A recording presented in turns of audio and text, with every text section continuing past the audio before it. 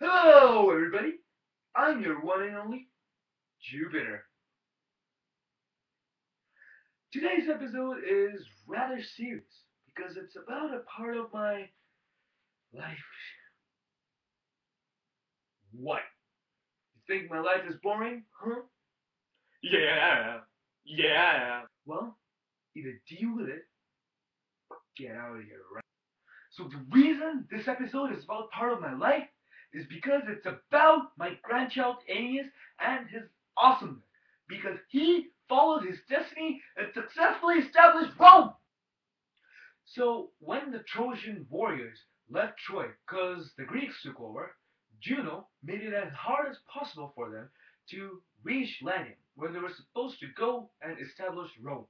And she did that for two reasons. First of all, she knew one detail of Trojans' destiny.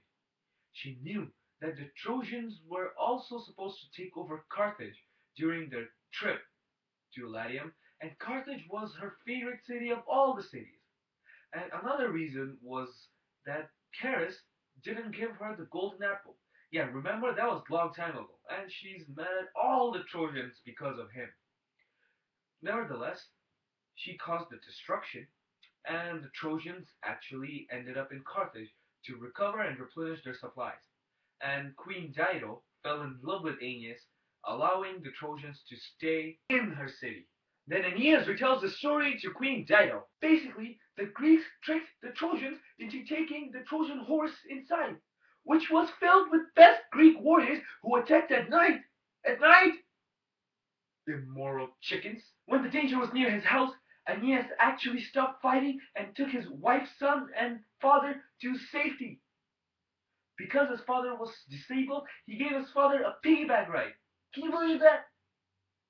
But on the other hand, he lost his wife in the crowd, which shows how careless he can be. Then Aeneas talked to Dido about the hurdles Juno made them face, and then how his father Anchises died in Sicily, and then how they finally ended up in Carthage. After that, Aeneas and Dido spent a lot of time together, and Dido was just deeply in love with Aeneas. But then, time came for him to leave and follow his destiny to establish Rome. And then Dido committed suicide. Hang in there! So furthermore, Aeneas went back to Sicily to meet his father's dead soul in Pluto's kingdom. As a mortal! Man, he was really brave because that takes a lot of courage. After he was in Pluto's kingdom, Anchises told him how awesome the future Romans will be and what the Trojans will face before actually establishing Rome. So Aeneas listened to his father and set his sails towards Latium. Freaking Disney collection in here. So when the Trojans arrived at Latium, everything seemed really cool.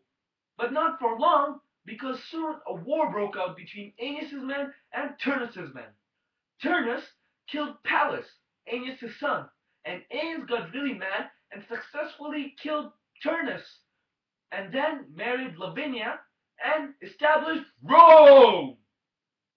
The end. That's all, folks. This is basically Aeneas' story, guys, and a really important part of my life because my grandchild created the Roman Empire, and the Romans were unbelievably cool. To figure out how cool, please watch my next episode releasing next week. And until then, spero de whatever, man. See you guys later, and have a nice day.